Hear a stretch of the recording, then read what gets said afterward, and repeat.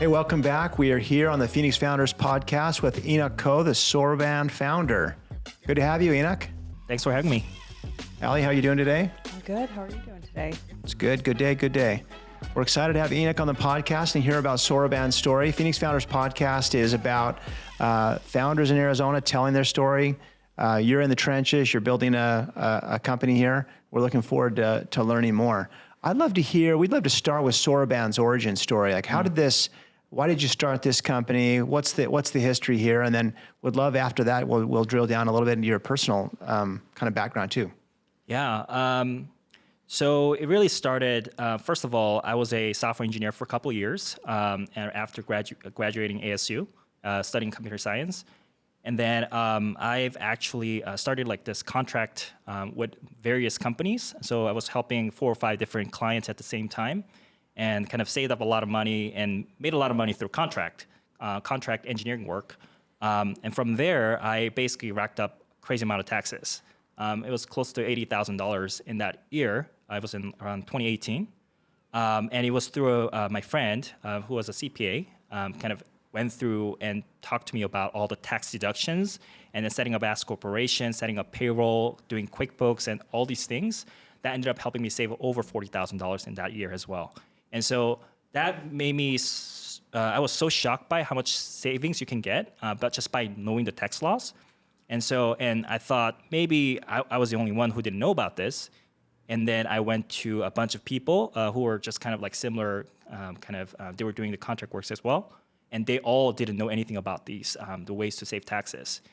And so I basically found a lot of people like them and then started an accounting firm, partnered up with the CPA and then found 3 to 4 more CPAs to build this like tech-enabled accounting firm, kind of focus on the self-employed individuals to convert from 1099 to S corporations entity to save taxes. So version 1 of Yes. Soraban was tech-enabled accounting services firm. Yes. And it's a sort of, it was a interesting journey in which I can kind of go into more details later. But it was a tech-enabled service business that I started and spent 2 years basically building double-entry bookkeeping software, try to figure out how to integrate with all kinds of software out there. Also figured out, built out like a form on our own, and that's where we gotten some insights to build the software, just pure software for accounting firms. I love it. Yeah. So is the software for accounting firms that help solo contractors, or is it for the contractors themselves? Well, it started out something like that, but it ended up becoming a bigger problem. So there was a lot of individuals. So it doesn't have to be a self-employed individuals. So there's also small businesses that we also help.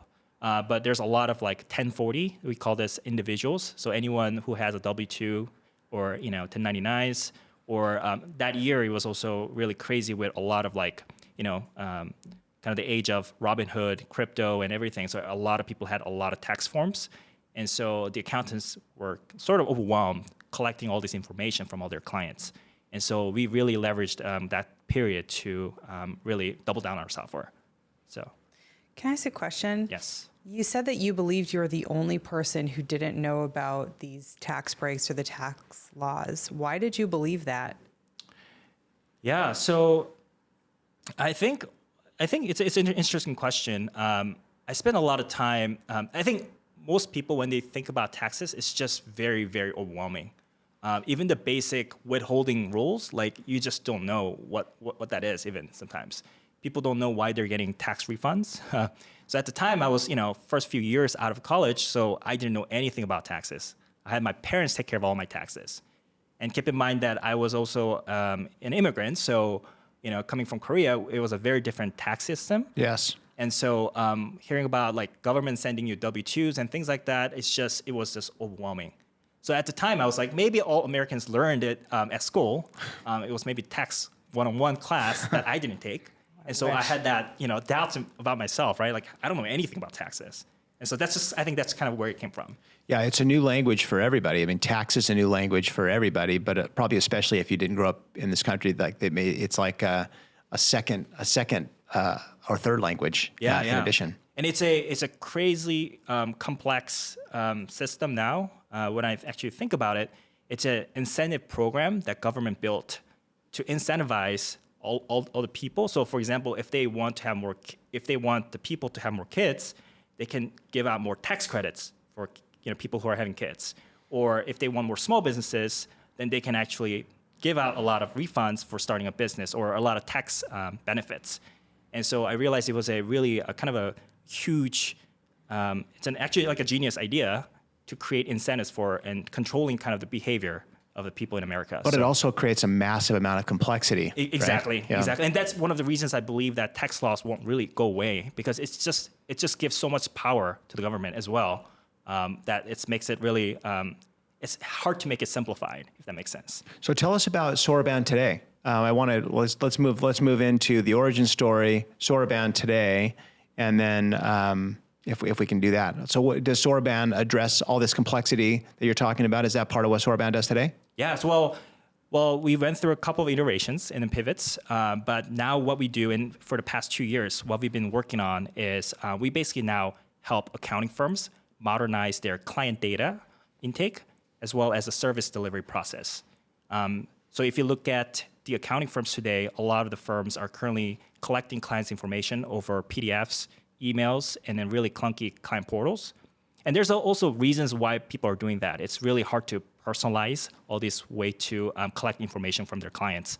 But we figured out a way to integrate and work with these legacy accounting software in the market. And so by doing that, we were able to kind of grow with all these accounting firms who wants to really modernize and automate as much as intake process as possible. And so that's just kind of where we are today. And that's our beachhead right now is to focus on the kind of the individual side.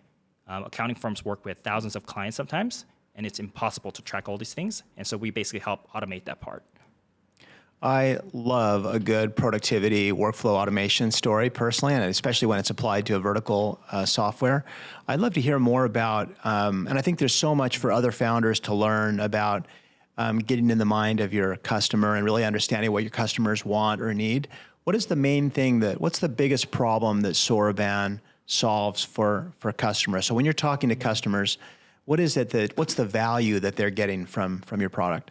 Yeah, so first of all, you need to understand kind of the life of the accountants during the busy season.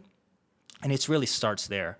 Fortunately, I had a couple of friends and family who are CPAs, and they always have to go through a crazy work hours during busy season, as much as 70 to 80 hours a week.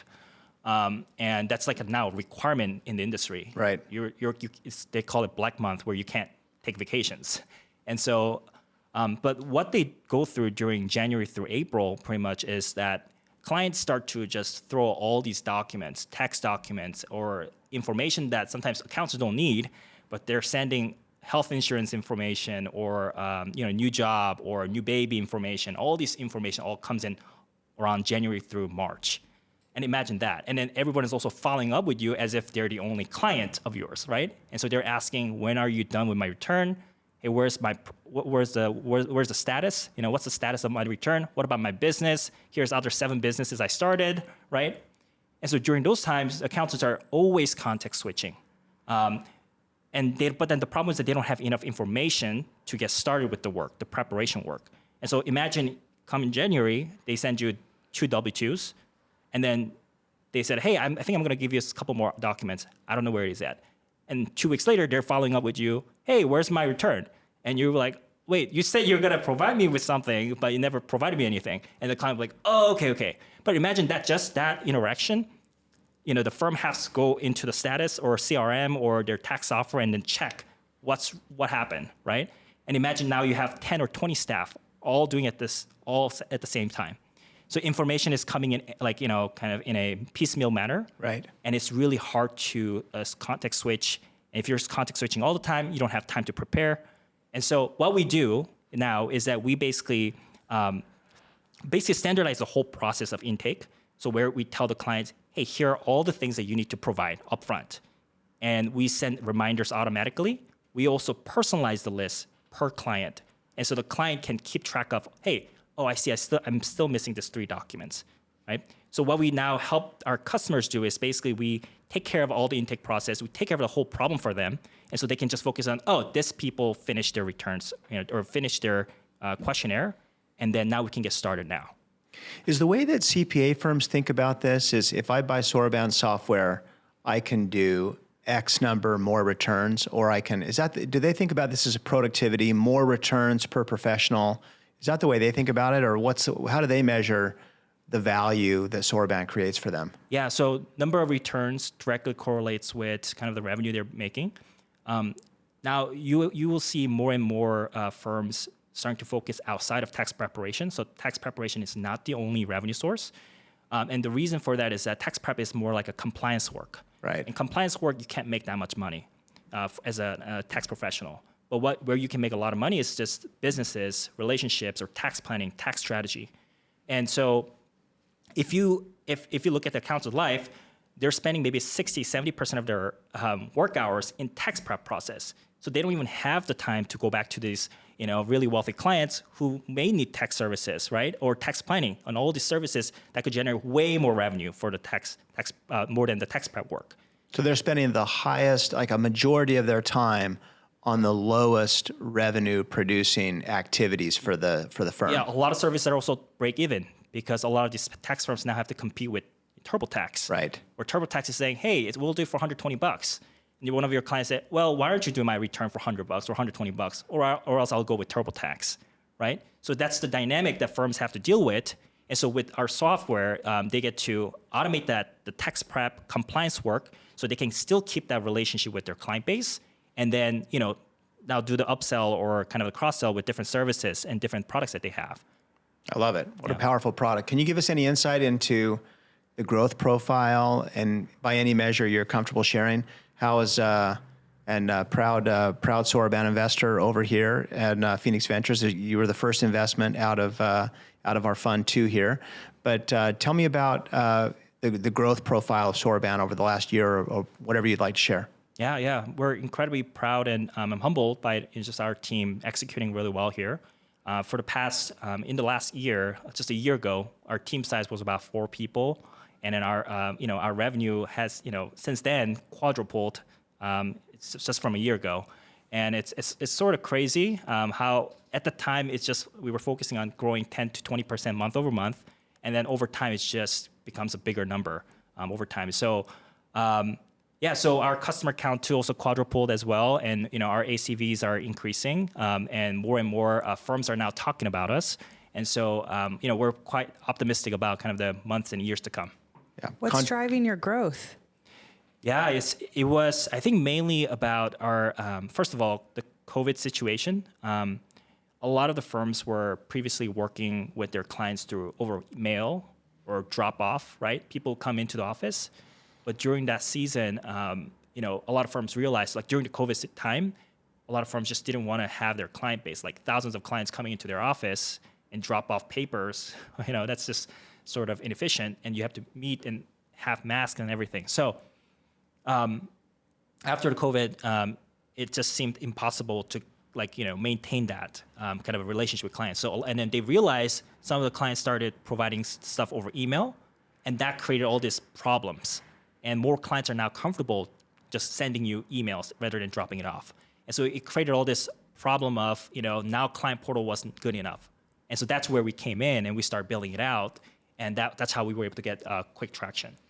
Are you getting word of mouth traction here? Like, are your customers telling their CPA friends about it? Is that where it's coming from? Yeah, so CPA and the accounting industry is really strange. So technically, when you look at the accounting firms, they're competitors to each other. But they like to go to all these conferences and they like to talk to each other as if they're like, hey, we're ahead. But here's what we're doing, what you guys should do. And so, we randomly see inbounds from Twitter, and we don't even have a Twitter account. Or someone would say, hey, I found you on LinkedIn. I found you on YouTube. Like, there's a YouTube? And so I don't know how people are talking about us, but, that's where we were surprised that, like, wow, people talk to each other. And sometimes people didn't even buy our product yet, but they tell their friend about it, and that person buys our software, right? It's like, wow, they have a lot of trust with each other. And to really win long-term in this industry, it's going to be really the word of mouth.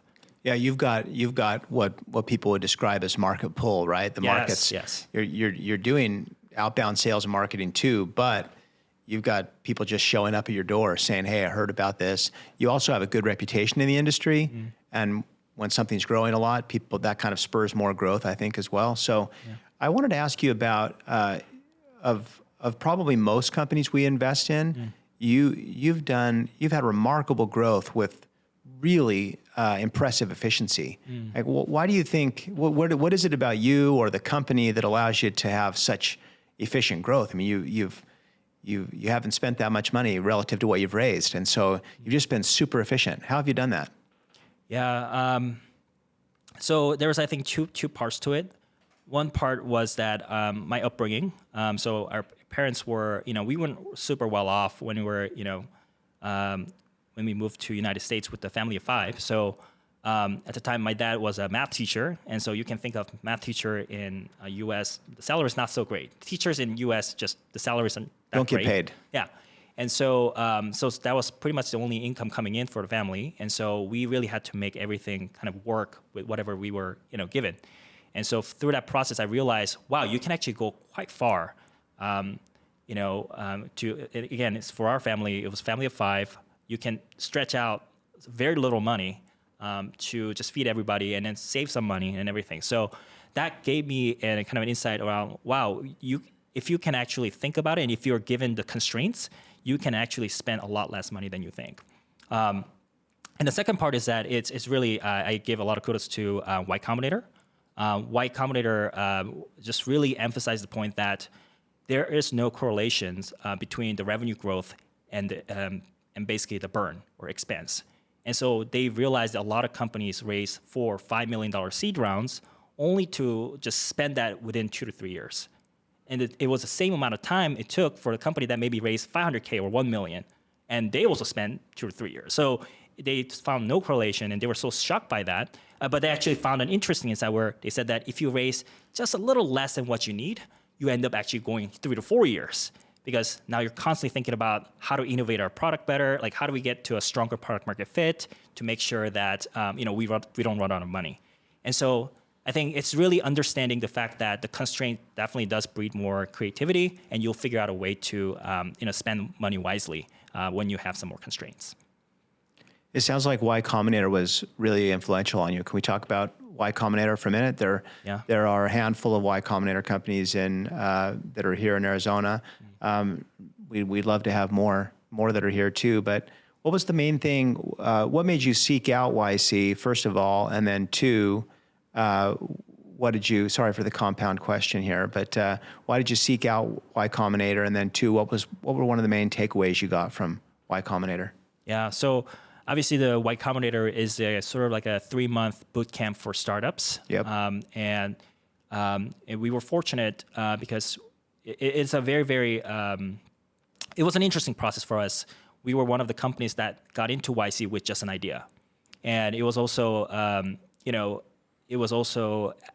YC also is very, very adamant about only funding, a founding team with the founding team. So there has to be 2 or 3 co-founders, things like that. So my company joined as a solo founder company. So it was maybe 5% of their batch, 5 to 10% of their batch are usually solo founders.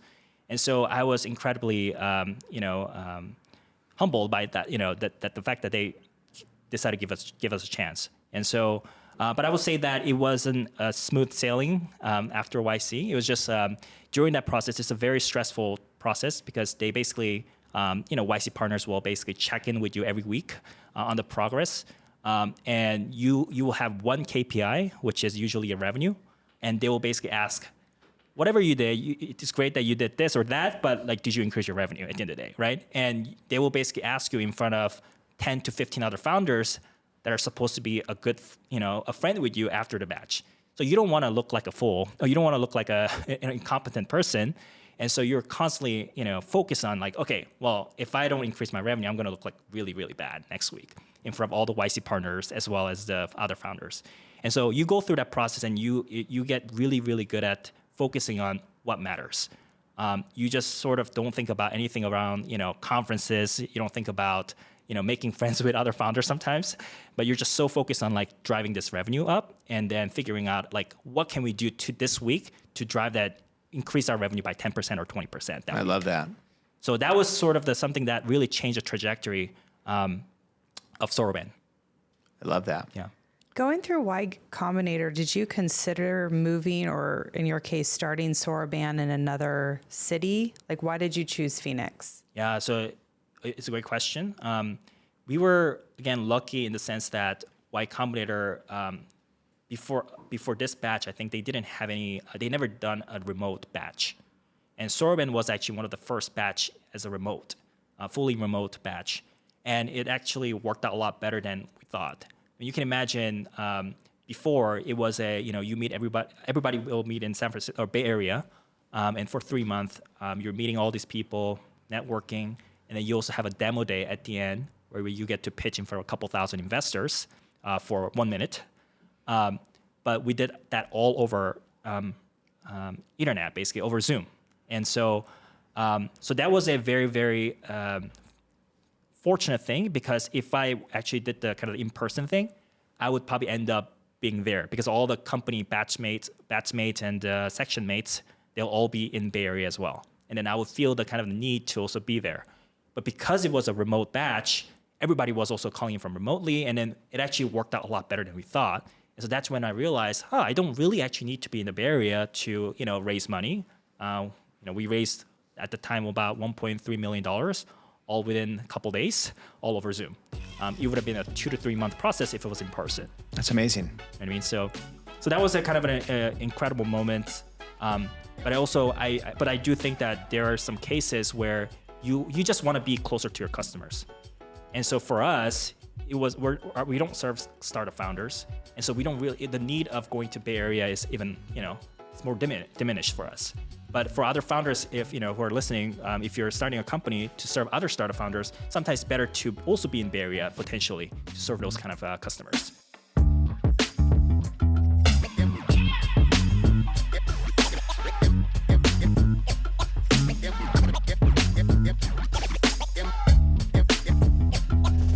The Phoenix Founders Podcast is sponsored by Arizona Venture Development Corp.